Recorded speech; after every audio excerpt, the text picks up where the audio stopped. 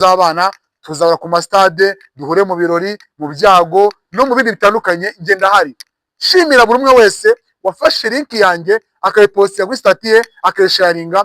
Ni ukuri aho azaba akeneye big man nzagaragara nk'umusore w'Abanyarwanda. Mukomeze kubana nanjye rero, ni ibiganiro nakagaruka. Umwaka utaha ngiye kubakorera Imana umujyi wa Kigali, namwe mukomeze kwitereka. Nyamuneka bakunzi wa Big Man Rwanda, mubwira ngo amahoro y'Imana akomeze kubana nawe aho uri hose, amajyaruguru, amajyepfo, iburengerazuba n'iburasirazuba.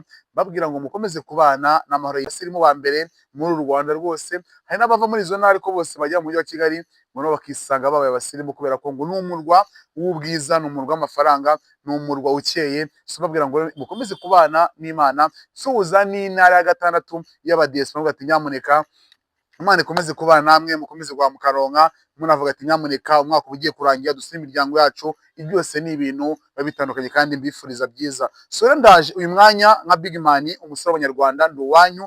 Ndaje uyu munsi ndi bwibande mu gushima. Turi mu mpera z'umwaka, muze kunega amatwi mu magambo mugiye gukoresha. Nyamuneka kubaho no kubana, kandi ibintu dukora tubikora abantu. Ndashimira mbikuye ku mutima, ndashimira mbikuye ku mutima, ndashimira mbikuye ku mutima umunyamuryango wese wa Big Man Rwanda. Ngo amahoro y'Imana akomeze kubana nawe. Warakoze kubana nanjye mu gihe ino channel imaze igihe cy'amezi agera kuri 4 mwabanye nanjye mwasapotinga. Njye n'umutima wanjye ndabashimiye, kandi mukomeze kubana nanjye. Mwumve ko byo mwankoreye byose bishimira. Uzabisharinga, uzabipostinga, uzabyohereza abandi. Umuntu wese uzi ko yagize umusanzu kuri Big Man Rwanda, ndavuga ngo Imana imurinde n'umuryango we, asoze umwaka neza, azaharonke, azahirwe, azasoze umwaka neza, azatangira undi neza. Nyamuneka turi Abanyarwanda, tujye umuco wo gushimira. Niba umuntu afata ibikorwa byakabipostinga kuri stati ye, nuko aba agwaye agaciro. Uza ku ikiganiro cyanjye, ndamusaba ijambo rimwe ryonyine, yandike udutima tw'ubururu n'umweru muri comment. Ni ukuri ndabashimiye. Nandi magambo navuga, wavuga byinshi yavuga byinshi, ariko ngiye mberaho gushima, nkaberaho kunenga. Nanenga ngo marabike cyangwa shimagize, ngashimira ibikwiye gushimwa, nkanenga ibikwiye kunengwa. Ndashimira buri muntu wese wagize uruhare mu gihe cy'amezi ane maze nkora fungu ino channel. Mwabanye nanjye murasapotinga, mu upload ibintu nkora, mu ma comment, mu ma share, mu like n'ibindi bitandukanye. Mwarakoze. Imana yo mu ijuru, urukundo mwanyeretse nama uzagera ukeneye abantu, Imana izakwibukire kubyiza ukora. Nyamuneka abantu dukora ibintu bintu ngo ari mu mafaranga, ngo makora amafaranga, ngo namusapotinga icyo ugazasana wazanye amashyari. Ariko ndashimira umuntu wese wabashije kunshyigikira kuri Big Man Rwanda. N'urugendo rukomeje. Umwaka utaha mvuga Imana iturinze, ndabashishikariza ibintu bikomeye kuri Big Man Rwanda. Nzabakorera ibindi bitandukanye byiza ku buryo mbazavuga ati ubu dusapotinga ntago dukorera ubusa, cyangwa ntago dukora umuntu udakora ngo akure. Ndahamya neza ko ngiye gukora ibintu byiza kubera imbaraga zanyu. Ni ukuri buriya mu buzima tujye tubaho dushima, tubeho dushimira abantu bacu bakiriho. Buriya gushima ni umuco mwiza. Niyo ufashe umwanya nk'uyu nguyu akwereka ibintu wankoreye, akwereka ibintu wasapotinzemo, nuko mu agaciro ibintu wakoze. Ntago nakirengagiza ngo sabo ngo ntago ari ibintu birenze, ngo comment ntago ari ibintu birenze. Never. Akantu gato kugashima gatera ineza uwagakoze akora ikintu gikomeye. So mbabwira ngo rero icyo ni yanyu. Nyamuneka mbabwira ngo niba uri umucuruzi, niba uri umuhanzi wa filime, niba nakuri umukinnyi wa filime, niba uri umuhanzi w'indirimbo z'Imana, w'indirimbo z'isi, ufite ushaka kugira ngo abantu babimenye, nyandikira uze kuri Big Man Rwanda, uzibwira abantu bawe, nta kiguzi. Kandi nzi neza ko abantu batureba ntago ari abantu bake, ntago haburamo abashaka ibyo ukora cyangwa bakunze ibyo ukora bakajoyininga ibintu byawe. Ni ukuri ndabashimiye, kandi mbikuye ku mutima. Fashe uno mwanya munini nshima, nza kwinjira mu makuru ya siporo make ku mukino ejo wabaye ku wa gatanu. Ariko ndagira ngo mbabwize ukuri, nyamuneka mwarakoze, kandi mukomeze gukora sharing ibintu byanjye ubereza abandi. Shimira abareyo by'umwihariko aho muri hose. Kude shapo ndayamanitse. Muri abantu b'intangarugero, muri abantu bagira urukundo. Iyo umuntu avuze inkuru zanyu mugasanga ari ukuri, muramusapotinga. Nubwo afite aba Big Man batarabareyo, bafana APR, Kiyovu, Polisi, Mukura, Etenseri, Marine n'abandi, ariko nshimiye umureye wese ahari. Nyamuneka mwandike imitima y'ubururu n'umweru muri comment. Icyo nababwira rero, fashe uno mwanya, turi mu mpera z'umwaka, dusoza umwaka. Ibi bintu nabikoze muri 2025. muranjoyininga mubana nanjye, umwaka ugiye kurangira, nagira ngo ejo nazaba bize mu bindi bintu simbashimire, fashe umwanya wanjye mbikuye ku mutima, murakoze, muzahora mukora, imiryango yanyu Imana izahore ibarambika ibiganza, Imana izahore yagura imigisha mu miryango yanyu, kuko buryo ngiye mu muzima umuntu wifatanya ko ari kumwe nanjye ntabwo mubera indyarya, nanjye aho uzanyenera mu bushobozi afite nka Big Man. Ntabwo ndi muto ku buryo nabura icyo mfasha umuntu, ntabwo ndi munini ku buryo nabura icyo nkora cyangwa natabura icyo nakirengagiza abantu. Njya mbwira abantu ngo sindenze kandi ntabwo nciriritse, ntabwo nabura ikintu mfasha umuntu, sibyo? Ushobora kuba urwaye ukeneye kujya kwa muganga, ushobora kuba ukeneye support runaka, ndagusabye nimero zanjye zishyira ku biganiro bitandukanye, uzakate nimero yanjye impamagare ngo ati Big Man mbabarira umfashe. Ntabwo ndenze kandi ntabwo nciriritse, iryo jambo ryumve, ntabwo nabura ikintu mfasha umuntu, nta nubwo ndi umuntu wo kwirengagiza umuntu ku buryo nabuze ubushobozi. So mbabwira ngo rero Imana y'amahoro, Imana y'urukundo, Imana y'imigisha, Imana irebera ababi n'abeza, izabame mu miryango yanyu. Abafite abakunzi Imana izabarinde, muhamane n'abakunzi banyu. Ababyeyi banyu Imana izabarinde, abafite urubyaro Imana izabarinde urubyaro rujya ku mashuri. Uyu mwanya mufashe umutima wanjye ukeye ngira ngo shimire umunyarwanda wese numva ururimi rw'ikinyarwanda wakoze subscribe kuri Big Man Rwanda. Nyamuneka nkundisha n'abandi, uriya mwaka nzakora ibintu ku buryo Big Man nzabisereri mu mitwe y'abeshi. Isereri ni iki? Ni uko abantu bakumenya, kandi mu bintu byiza nawe nzatuka, nawe nzarabika, nzagerageza gukora abakunda umupira n'ibisa nawo, nzaba hafi yabyo kandi nzabakora ibintu byiza. So ndabashimiye rero, Imana ikomeze kubana namwe. Nyamuneka umu Big Man wese, abe igitsina gore, abe igitsina gabo, uzakina Big Man mu bikorwa bye, ndahari kwitabira ubutumire bwawe, kubera ko wambaye hafi kamfasha bro, kugira ngo channel ibe monetize ukwezi kumwe bro. N'abandi bantu barabizi biragoye, hari abazifite imyaka zimara imyaka 3 batwara wakiteye mu yazo, batwara amasaha, batwara ibintu byose igafeiringa kanga. Ariko ndashimira urukundo mwanyeretse, ntabwo ndi monetize iyi channel. Mu by'ukuri ni channel ihagaze neza, barambara amadolari, no kubera mwebwe, ntabwo ari ukwikina. Dushimira abantu ibyo bakoze, mudahari ntabwo bamonetize, nimwe mwabikoze. Igeze hafi mu 600, ibaze channel ihembwa iri mu 600, ni ukubera support y'abantu. Mureba niba ari average y'abantu bandeba, niba nkora ikiganiro cy'iminota 20 bari mu minota 10 cyangwa iminota 8 cyangwa 5, ni ukubera mukunda ibintu nkora. Ndabashimiye rero, reka ngarukiriza aha ngaha, ziko tuzi ibintu byiza. Hagiye kumanuka ibikoresho, babwira ngo ni ukubera umugisha wanyu. Bajya bavuga ngo ntuzavuge ngo imigambi yawe yazaza utitana arayitwara, ariko ndasenga, mfite mamusenga, mfite abankunda bansengera, ntabwo imigambi ya Satani yayitambikamo. Uko ni ukuri mbahaye, njya mbabwira ibikorwa mfite kubera mwebwe. Tugiye kumanura ibikoresho, tugiye kumanura kamera nziza, tumanura ibikoresho byiza, tugiye gukora ibintu binini, tujye kuri tele, dutumira abastari, dutumira abanyabatoza, dutumira abakinnyi, dutumira abafana, numire n'aba Big Man bacuruza inkweto, bacuruza imyenda, ikintu cyose nzagutereka hano, mwereka abanyarwanda ko bigizemo uruhare. Ndabashimiye rero, Imana ikomeze kubana namwe. Reka ninjira amakuru ya siporo, ntago ari bari manini, ariko nagira ngo mumuriza abareyo baramaze iminsi bafite agahinda. Iyo siporo ikipe yarabuze intsinzi, iyo nambaye ino jezi mba ngira ngo nisanishe n'umuryango mugari w'abareyo mu Rwanda.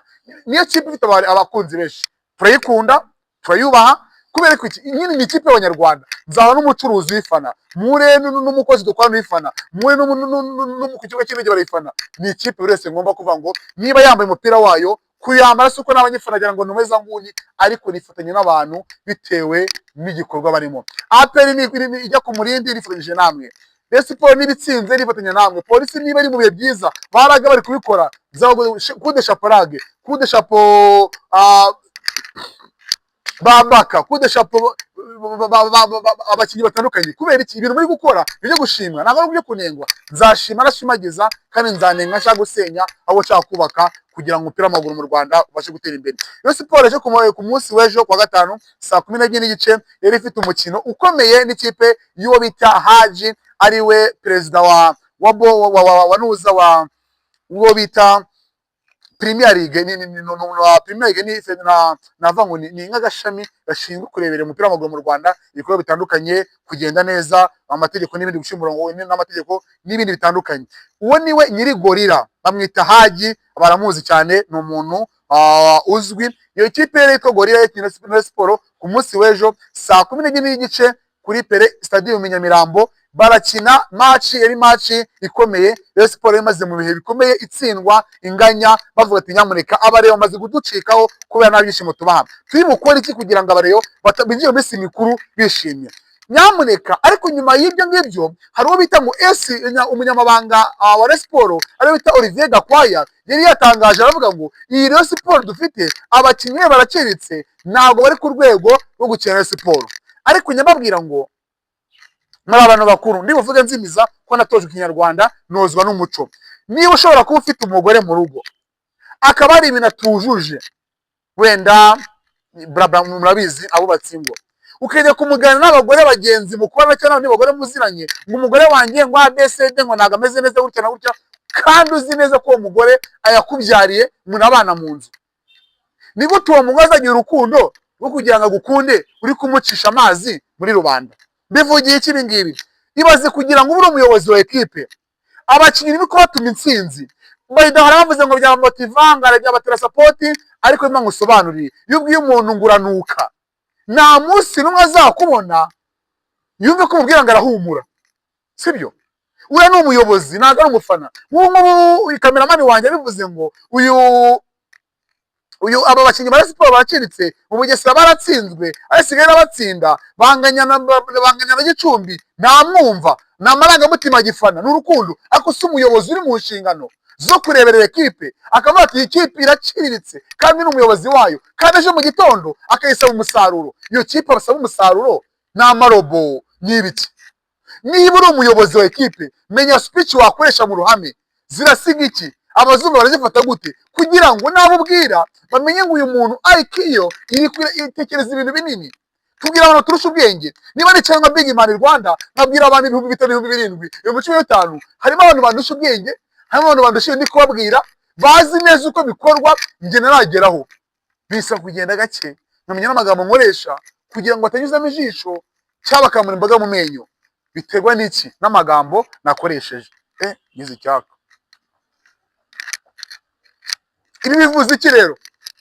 Ntago niba uri umuyobozi bagutoranyije mu bandi bahagaritswe mu nshingano, bavuga ngo uri mu zibacyuho urebere Rayon Sport ushyira ibintu ku murongo, ahubwo ukaza guteza icyuho, ni ikibazo gikomeye. Olivier Gakwaya amagambo yavuzwe n'abakunzi ba Rayon, ibiganiro byavugiye kuri stade byo gutsinda Gorilla, batanga ubutumwa bakubwira ngo ibyo wavuze ibyo ari bikwiye. Abakunzi bacu kutwandikira kuri WhatsApp ati umuyobozi nk'uyu nguyu, umuvugizi wa ekipe urimo rakase ekipe ngashaka umusaruro, ni gute wari ukasaba abantu ukabasaba umusaruro? Niba nakubwiye ngo ufite umugore ukerekana intenge ze nkeya, uwo mugore azagukunda gute? Ariko uraje abakinnyi baraciriritse uraje no muri tribune uricaye muje kuye ko bakina. Come on, tekinolojiya, tekereza ibintu gukorera abantu. Abo ni abagabo bagenzi bari murakasa, bafite abagore, bafite imiryango, urimo rekana uburyo badashoboye, kandi uje kubashyigikira. Waje gukora iki? Iguma mu nzu yo kwiryamira, umaze kuripotinga abantu ngo ntabwo bashoboye, uje kubashyigikira. Ariko uyu mupira abantu bavuga barawuzi, umupira abantu bayobora barawuzi, nuguye ngo bakora amazina yabo. Ni ikihe kibazo? Ntabwo umuyobozi wa kipe nkawe tuzi waciye muri siporo mu bibazo bitandukanye, uyu munsi wakabaye uri gukasa abakinnyi niyo bari bagwirirana, ntabwo ari wowe wagafasha iya mbere uri kwerekana kote faiblesse yabo, sibyo? Ahubwo wakabaye uri kubabakinga muri vestiaire room yanyu mu gikari ko batama abakinnyi bacu ntabwo mumeze neza, umusaruro muri gutanga ntabwo ari mwiza. Mukeneye kuzamura urwego, ikipe mukeneye ikipe nkuru, Sport ikipe brand nini, ukababwira ukabumisha philosophy zawe wayibayemo mu buzima barenze uyu munsi. Ariko wifashe iya mbere uje kwereka uburyo nta bakinnyi bari aho barawayawaya, harimo utunze umugore n'abana 5, ni mugenzi wawe uri kumukasa. Wabonye batsinda igitego, niba zimereke iyo foto bamutunze intoki, bagiye bose batego ngo batunga intoki ahantu aricaye, bereka iki n'ubutumwa ati wowe tubona ngo dushoboye, uri aho ngaho ukora iki? Iyi ni message. Ntabwo bazabwira abantu ngo batanga ubutumwa uko bavuze, no koresha ibimenyetso. Ariko uba warengereye, uba winyuzemo. Uri umuyobozi mukuru, uri umuyobozi twubaha waciye muri siporo, aka kanya yakaba y'u Rwanda ringa ibibazo twaraje kugira icyizere mu gihe wamaze muri siporo ikakugarura nuko ikubonamo ubugabo n'ubutwari n'ubushobozi, aka kanya ukaza ukasa ibintu wowe uragijwe. Ufashe umukumbi w'inka, bavuga ati uyu mukumbi w'inka usanzwe ushishe, zirarisha zirakamwa litiro 5, uwo mukumbi urahageze uvuze uburyo idakamwa litiro 5, ngo izo nka zikamwa litiro 1. Kandi izo nka baravuga ati uyu mukumbi uragire ukomeze ushishe utanga umukamo. None wowe uraje uravuga ati izi nka mwamaye ndabona bajya mu Kinyarwanda bavanga nka izo nka bayita gute, ngo niba ari sorry si mu Kinyarwanda n'inka buriya inka ni Ikinyarwanda gikomeye, yivuze nabi ubatatiriye umuco n'igihango cy'ukuri umunyarwanda. Reka mbireke ntabwo nizi Ikinyarwanda neza, ariko igihe cyo kuvuga niba ushobora kuba uyoboye batayo y'ingabo ugatanga amakuru yazo, batayo iri imbere, uri umugabo w'ingabo wowe batinyiye ku rugamba, ngiye gutanga sinyama y'urugamba ukuntu ukorwa, wowe ugatanga gutereza amakuru haduyi ati aba basirikare nimubikange nta mbaraga bafite barawayawaya, niyo bafite ubushobozi bwo gutsinda urugamba muze haduyi mukubite umusirikare wanjye. Come on, tekereza tekinolojiya dutekereza ibintu birebire. Iyo siporo ni ikipe y'abantu benshi n'inzego z'igihugu zacu zirabizi, ariyo mpamvu zirinda ko hazamo umwivumbagatanya mu baturage kubera ko bazi ko biteza umwuka mubi. None wowe urifashe nk'umuyobozi uje by the way ngene cyacu navuga ngo uje ubikwiye cyangwa utanabikwiye banira amabuye. Niba uje kwishabona ngo 18 uvuga amagambo nk'angaya bahita bakujajinga ati uzi umuntu arajibigiriye icyizere arashoboye, uza ukasabana yoboye arashoboye, ntawagutera amana watera amabuye murabivuze ni dairema no kwibaza bikiza abantu mu rujijo buri wese yibaza ibye. Niyo tuvuga ngo dufite umukuru w'igihugu cyacu nyakubahwa Paul Kagame, niyo muntu wa mbere muri Afurika umuperezida ushidikanywa kubera iki ibintu akora umunsi ku munsi, arakereya ibikorwa bifatika, arakereya umubano n'ibindi bihugu mpuzamahanga birenze Amerika za Australia n'ibindi. Kubera iki iyo tekiza ibintu binini amasubico akora abose bayireferaho, nukubera iki akoresha mu mutwe, nakoresha igihagararo akoresha mu mutwe. Niyo mpamvu uvuga ngo abanyarwanda mufite impano mutamenye ko mufite nyakubahwa Paul Kagame, n'indi impano abanyarwanda bafite bagomba kuviva. Ariko umuyobozi wa siporo nk'uriya akavuga ngo twebwe abakinnyi bacu baraciriritse kandi akabasaba umusaruro. Tekinolojiya, tekereza ibiri kubwira abantu. Hari umushumba, hari umukarani, hari umuyede, hari umutagisi vatiri, hari umuganga, hari umudogiteri, baragusoma mu mutwe baragutekerereza.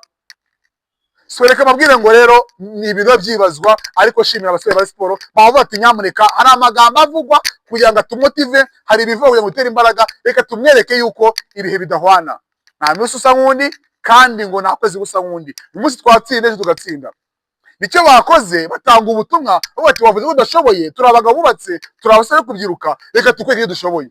Ese bero urabakorera iki? Musore umufana wavuze bita Mwarabu yavuga ati nyakubahwa sunsaba imbabazi ariko ugende mu bakinnyi uzi turanahemba, ntabwo abakinnyi barahembwa by the way, mujye murakura